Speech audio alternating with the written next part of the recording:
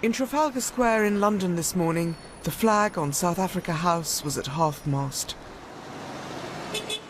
Down below, the messages, flowers and other tributes were beginning to pile up, passers-by quietly adding their tokens. Among the mourners who came to sign the Book of Condolence, David Cameron. The abiding memory I have is just seeing him in Johannesburg and him talking about the people who had imprisoned him and the suffering he'd undergone, and yet his complete forgiveness, his total lack of malice towards those who had done this to him. Across the Atlantic, where news of Nelson Mandela's death came after darkness, the American flag was also raised to half-mast on the White House, and President Obama made a heartfelt tribute, which was deeply personal. I am one of the countless millions who drew inspiration from Nelson Mandela's life.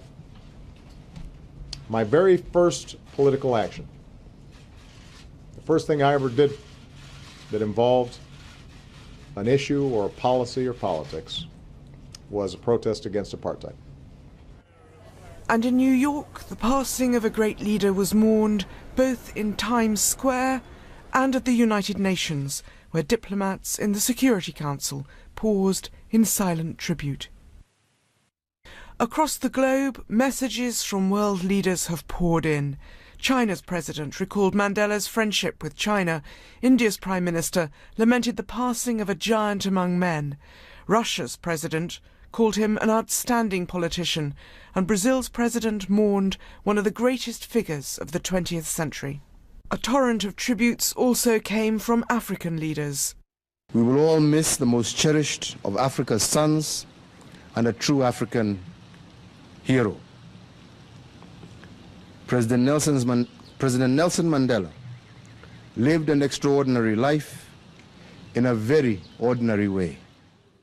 The Queen said she remembered her meetings with Mr. Mandela with great warmth and was deeply saddened. Would you like to come and take a seat here? Prince Charles, who took him round Brixton, recalled his humour and his courage. He seemed to have touched everyone who met him. Former US President Bill Clinton said he'd lost a true friend. Former British Prime Minister Tony Blair praised him as a great man who'd made racism not just immoral, but stupid. And South African actress Charlize Theron said though Mandela would be missed, his impact would live forever.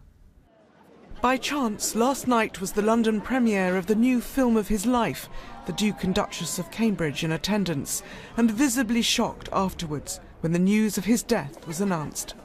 We're just reminded of what an extraordinary and inspiring man Nelson Mandela was, and my thoughts and prayers are with him and his family right now. Thank you. More members of the royal family were at South Africa House this morning for a towering figure whose impact on the world has surely been monumental. Bridget Kendall, BBC News.